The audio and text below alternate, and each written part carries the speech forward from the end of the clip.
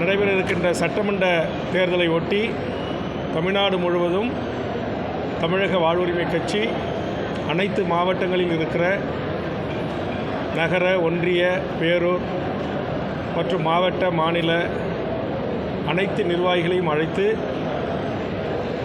தேர்தலுக்கு அவர்களை தயார் செய்கின்ற பணிகளையும், ஏற்கனவே நடைபெற்று வருகின்ற உட்கட்சி தேர்தலில் விடுபட்ட நகர, ஒன்றிய, மாவட்ட, மாநில நிர்வாகிகள் தேர்வு செய்வதும் தொடர்ச்சியாக நடந்தேறி வருகிறது. அதுபோன்று தேர்தலில் நாம் எவ்வாறு பணியாற்ற வேண்டும் போன்ற விடயங்களையும் தொடர்ந்து பேசி வருகிறோம். நேற்றைய தினம் மதுரை, அதற்கு முதல் நாள் திருநெல்வேலி, இன்றைக்கு திருச்சி, ஏற்கனவே வேலூர், தருமபுரி, சேலம், கிருஷ்ணகிரி, கொங்கு மண்டலம் என்று தமிழ்நாட்டில் இருக்கிற 38 வருவாய் அரசு மாவட்டத்தில் இருக்கிற தமிழக வாழ்வுரிமை கட்சியினுடைய அந்தந்த மண்டல அளவிலான பொதுக்குழு கூட்டி கட்சியை தேர்தலுக்கு தயார்படுத்துகின்ற பணிகளையும், தேர்தலில் எவ்வாறு நாம் பணியாற்ற வேண்டும் என்கிற செய்திகளையும் அவர்களோடு பகிர்ந்து வருகிறேன். இதற்காகத்தான் இன்றைய தினம் திருச்சி மண்டலத்தினுடைய இந்த கூட்டத்திற்கு நான் வருகை தந்திருக்கிறேன். கேள்வி எதாக இருந்தால்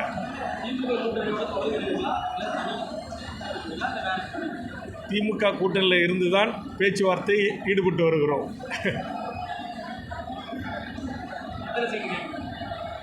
நாங்கள் கேட்டிருக்கிறோம், ஏற்கனவே ஒரு இடத்தை திமுக எங்களுக்கு தந்திருக்கிறது, இந்த தேர்தலில் எங்களுக்கு கூடுதல் இடம் வேண்டும் என்று கேட்டிருக்கிறோம். கண்டிப்பாக எங்களை அவர்கள் அழைத்து பேசுகின்ற போது எத்தனை இடங்கள் என்பது தெரிய வரும்.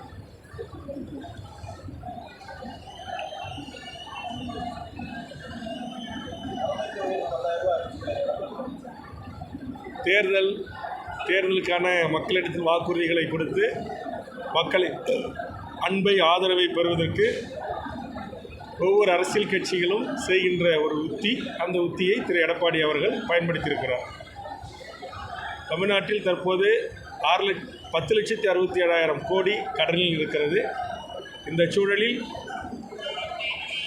மேற்கொண்டு இந்த சூழலை கையாண்டு இதுபோன்ற திட்டங்களை நிறைவேற்ற முடியுமா என்பதை புதிதாக ஆட்சி பொறுப்புக்கு வருகின்ற அரசுகள் தான் அப்போதுதான் கஜானாவை குறித்தும் இருக்கிற திட்டங்கள் தொடர்வதை குறித்தும் முடிவெடுக்க முடியும். அதுதான் நான் அறிந்த சட்டமன்ற நடவடிக்கையின் ஊடாக தெரிந்து கொள்வது.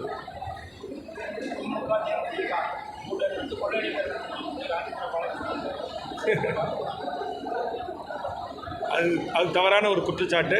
அப்போ அதிமுக ஏற்கனவே தேமுதிகவோடு கூட்டணி வைத்து தேர்தலை சந்தித்தது. அப்போ அந்த கூட்டணி எந்த நோக்கத்திற்காக அமைக்கப்பட்டது என்கிற கேள்வி எழுகிறது அல்லவா? நம்ம அப்படி சொல்ல முடியாது. தேர்தலில் ஒவ்வொரு கூட்டணி அமைகின்ற போது ஒவ்வொரு கட்சிகளும் அவர்களுக்கான இடங்கள், கோரிக்கைகள் அடிப்படையில் கூட்டணியில் இணைவார்கள்.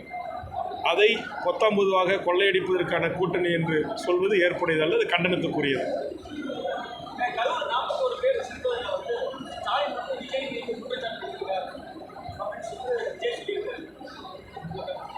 இது என்ன சொல்லுவாங்க, இது ஒரு அபத்தம். தமிழ்நாட்டுடைய அரசியல் சூழல் தெரியாமல், தமிழ்நாட்டுடைய அரசியல் நிர்வாக நடவடிக்கை தெரியாமல், ஒரு பண்பாடற்ற, ஒரு புரிதலற்ற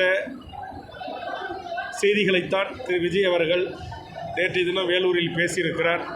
அது அத்தனை பேச்சுமே அரசியல் தெரிந்த உங்களை போன்ற பத்திரிகை ஊடக நண்பர்கள், அதை எனக்கு தெரிந்த நண்பர்கள் கூட என்ன ஒரு அரசியல் கட்சி தலைவர் இவர் விவரம் இல்லாமல் இருக்கார் அப்படின்ட்டு தான் என்கிட்ட அரசியல் விமர்சகர்கள் விமர்சித்தாங்க. அவர் சொல்கிறார், தமிழ்நாட்டில் அவங்க ஆட்சிக்கு வந்தால் 50 IAS 50 IPS நியமிப்பு. IAS IP என்பது UPS கேடர். இந்த UPS கேடரில் முதல்ல ஒரு ஆண்டுக்கு 38 டிஸ்ட்ரிக்ட்டுக்கு SP நியமிக்கிற அளவுக்கு ஒரே ஆண்டில் SPக்கு கிடைக்குமா? அதேமாதிரி ஒரே ஆண்டில் பெண்கள் அவ்வளோ பேர் கிடைப்பாங்களா? இந்த அடிப்படை ஒரு அறிவு, அடிப்படை ஒரு புரிதல் கூட அவர்கிட்ட கிடையாது. அவர் என் மேலே பழி போட்டார் அப்படின்றாங்க. ஸ்டாலின் அவர்கள் தன்னுடைய வீட்டில் இருந்து வீடியோவில் தோன்றி அவர் சொன்னார், எந்த ஒரு அரசியல் கட்சி தலைவர்களும் தான் தொண்டர்கள் இறப்பதை விரும்ப மாட்டார்கள், அதனால் இதை வந்து எவ்வளோ ஒரு நாகரிகமாக, எவ்வளோ ஒரு மெச்சூர்டான ஒரு பதிலை, இன்னும் சொல்லப்போனால் விஜய்க்கு சாதகமான ஒரு பதிலைத்தான் அன்றைய தினம் தமிழ்நாடு முதலமைச்சர் சொன்னார். இன்னும் கேட்க போனால் நீதிமன்றமே கூட ஏன் விஜய் பயணித்த வாகனத்தை சீர் செய்யவில்லை என்று அரசு வழக்கறிஞரை பார்த்து கேள்வி எழுப்பியது, போலீஸை குறித்து கேள்வி எழுப்பியது. ஆனால் இதே உங்களுக்கு தெலுங்கானாவில் இது போன்ற ஒரு நடிகருடைய திரைப்பட வெளியாவதற்கு சென்ற ஒருவர் இறந்தவுடன் அந்த நடிகர் மீது கொலை வழக்கு பதிவு செய்து அவர் கைது செய்யப்பட்டார்.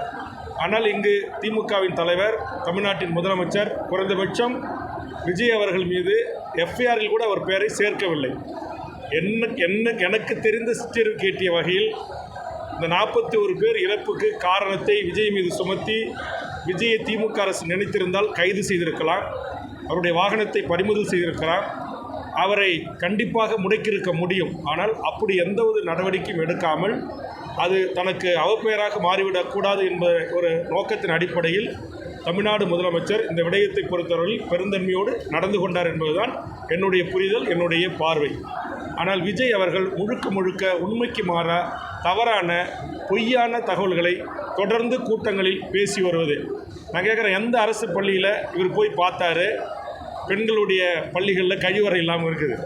7500 கோடி ரூபாய் நிதியை ஒதுக்கி பேராசிரியர் அன்பழகன் கல்வி திட்டத்தில் கழிவறைகள், குடிநீர் வசதி, கூடுதல் வகுப்பறைகள் கட்டிய ஒரே ஸ்ட்ரெச்சில் 7500 கோடி ஒதுக்கிய ஒரே அரசு இந்தியாவிலேயே நம்முடைய தமிழ்நாடு அரசு தான். உங்களுக்கு பாராட்ட மனமில்லை என்றால் கடந்து போங்க. அதனால் என்ன டேட்டாஸ் இருக்குது, தமிழ்நாட்டில் என்ன நடைமுறை, பியூரோக்ரஸினா என்ன, ஜுடிஷியல்னால் என்ன, ஒரு சட்டமன்ற நடவடிக்கைகள்னால் என்ன, இது எதுவுமே தெரியாமல் வாயில் வந்ததெல்லாம் மேடையில் பேசுகிறது, யாரோ எழுதி கொடுத்த ஸ்கிரிப்டை படிக்கிறது. இப்போ எல்லா பத்திரிகை ஊடக நண்பர்கள் அதை விவாதிச்சுட்டு வந்திருக்காங்க. அந்த ஸ்கிரிப்ட் வெளியாகிருக்கு. இந்த நேரத்தில் இப்படி நீங்கள் ஆக்ட் பண்ணுங்கள், இந்த நேரத்தில் நீங்கள் அழுவுங்க, இந்த நேரத்தில் எமோஷனலாக பேசுங்க, சத்தமாக பேசுங்க, அப்படிலாம் இருக்கிறத பார்த்து பேசிக்கிட்டே இருக்கும்போது மைக் விட்டு வெளியேறி கதறி அழுங்க. இதெல்லாம் அந்த ஸ்கிரிப்டில் இருக்குது. இதை நான் சொல்லலை, பல பத்திரிகை ஊடக நண்பர்கள் எடுத்து அவங்க விவாதிச்சுட்டு இருக்காங்க. அந்த அடிப்படையில் தான் நானும் சொல்கிறேன், அதை பார்த்து தான் நானும் சொல்கிறேன். அது ஒரு வேளை உண்மையாக இருக்கலாம் என்று நான் கருதுகிறேன், அவ்வளோதான். ஆக இது எல்லாம் நாட்டுக்கு நல்லதா? அப்போ இது போன்றவர்கள் இந்த நாட்டுக்கு நல்லது செய்வார்கள் என்று நம்புகிற ஒரு கூட்டம் இருக்குல்ல, அந்த கூட்டத்தின் மீது தான் எனக்கு வருத்தமே தவிர, பாவம் விஜய்க்கு தமிழ்நாட்டு புவியியல் அரசியலும் தெரியல, இங்கே இருக்கிற சமூக அரசியலும் தெரியல, அரசாங்க பதவிகளை குறித்து அவருக்கான ஒரு புரிதல் இல்லாததான் இது எல்லாம் காட்டுகிறது.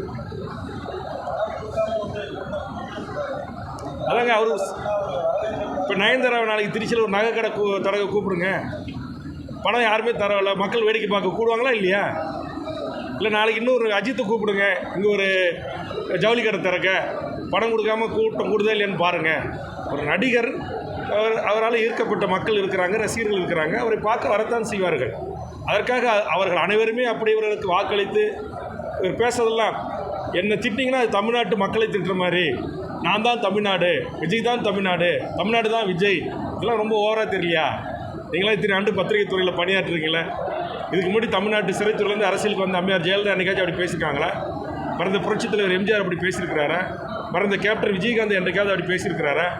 அரசியலில் வந்து வெற்றி பெற முடியாமல் ஒதுங்கிய நடிகர் திலகம் சிவாஜி கணேசன் என்றைக்காவது நான் கேரியரின் உச்சத்திலிருந்து வருகிறேன் என்று சொல்லியிருக்கிறாரா? உலகநாயகன் கமலஹாசன் என்றைக்காவது நான் கேரியரின் உச்சத்திலிருந்து நான் அரசியல் துறைக்கு வந்திருக்கிறேன் என்ற என்றைக்காவது ஒரு இடத்துல அவர் பெருமிதமாக அறிவிச்சிருக்கிறாரா? ஏன் ரஜினிகாந்த் நான் அரசியலுக்கு வருகிறேன் என்று ராகவண்ட மன்றத்தில் அதிகாரப்பூர்வமாக அறிவித்த போது நான் இந்தியாவுடைய சூப்பர் ஸ்டார் அரசியலுக்கு வருகிறேன் என்று என்றைக்காவது ஒரு இடத்தில் தன்னை பற்றி பெருமிதமாக அவர் வெளிப்படுத்தினாரா? ஆனால் இவர் எது தமிழ்நாடே இவர் பின்னாடி தான் இயங்குற மாதிரியும், தமிழ்நாட்டு மக்கள் இவரை விமர்சனம் பண்ணால் தமிழ்நாட்டை எப்படி அது எனக்கு ஒன்றும் புரியல. அது ஆக இதெல்லாம் ஒரு நகைப்புக்குரியதாக இருக்கிறது. அரசியலில் ஒரு பக்குவமின்மையை காட்டுகிறது, அவருக்கான அனுபவமின்மையை இது காட்டுகிறது. அதானே அவரோட பேச்செல்லாம் அப்படி தானே தெரியுது. தன் கட்சியில் 117 இடங்களில் பெண்களை நிறுத்துவோம், 117 இடங்களில் ஆண்களை நிறுத்துவோம்னு சொன்னால் அது ஏற்றுக்கலாம். கட்சியில் பொதுச் செயலாளர், பொருளாளர் போன்ற பதவிகளை பெண்களுக்கு தருவோம் அப்படின்னு ஏற்றுக்கலாம். 2ஆம் கட்ட தலைவர்களை தருவோம்னு சொன்னால் ஏற்றுக்கலாம். மாவட்ட தலைவர் செயலாளருக்கு சம வாய்ப்பு கொடுப்பேன், 50-50% சொல்லலாம். ஆனால் ஒரு டிஸ்ட்ரிக்டோட எஸ்பி நியமிக்கிறதோ கலெக்டர் நியமிக்கிறதோ யூபிஎஸ் கேடரில் அலாட் ஆகி வரணும். அது கூட அவருக்கு தெரியல. அது எழுதி கொடுக்குறவங்களுக்கு கூட அது தெரியல. அப்போ கூட இருக்கிறவங்க யார்? நான் ஊழலை ஒழிக்க வந்தேன்றாரு. செங்கோட்டையின் மீது ஊழல் குற்றச்சாட்டு இல்லையா? இப்போ அதிமுகவில் இணைந்திருக்கிற முன்னாள் அமைச்சர்கள் மீது ஊழல் குற்றச்சாட்டு இல்லையா? அதிமுக ஊழல் செய்த கட்சியில் எம்எல்ஏக்களாக இருந்தவர்கள் தற்போது சேர்ந்து கொண்டிருக்கிறார்களே அவர்கள மிஸ்டர் கிளீன் அவர்கள் எல்லாரும். அப்போ பாவம் அவர், அதுக்கு மேலே நம்ம விமர்சனம் பண்ண பாவம் அவர் என்னுடைய உறவினர், ஓய்வு பெற்ற காலத்தில் ஏதோ ஒன்று செய்கிறார். வாழ்த்துக்கள்.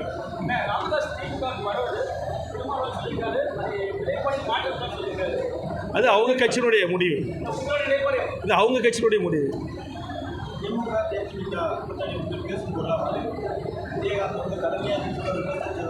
யார் யாரை விமர்சிக்கல, யாரை விமர்சிக்கல நீங்கள் சொல்லுங்கள். இல்லை தமிழ்நாட்டில் எல்லா அரசியல் கட்சிகளும் இப்போ எண்ணிலிருந்து வைகோவிலேருந்து திருமாலிருந்து கம்யூனிஸ்டுகளிலிருந்து எல்லாரும் ஒரு காலத்தில் ஒரு கட்சிகளை அரசியல் தலைமைகளை விமர்சனம் செய்திருப்போம். ஆனால் இன்றைக்கு மதத்தின் பெயரால் மக்களை பிளவுபடுத்துகிற ஒரு மதவாத சங் பரிவார கும்பல்களை எதிர்ப்பதற்கும், தமிழ்நாட்டில் இந்த நிமிடம் வரை எந்த இடத்திலும் எடப்பாடி தலைமையில் ஆட்சி என்று சொல்லாமல் என்டிஏ ஆட்சி என்று சொல்லுகின்ற அமித்ஷாவுக்கு சரியான ஒரு பாடத்தை புகட்டுகின்ற ஒரு அணியாக மதச்சார்பற்ற இந்த முற்போக்கு கூட்டணி அமைய வேண்டும் என்பதுதான் அனைவருடைய விருப்பம். எல்லாரும் ஒரு காலகட்டத்தில் ஒரு அரசியல் கட்சி தலைவர்களை, அரசியல் கட்சிகளை விமர்சனம் செஞ்சுருப்பாங்க. அதனால் அதை இப்போது நாம் பேசுபொருளாக்க வேண்டிய அவசியம் இல்லை. எங்களுடைய பிரதான எதிரி பாரதிய ஜனதா.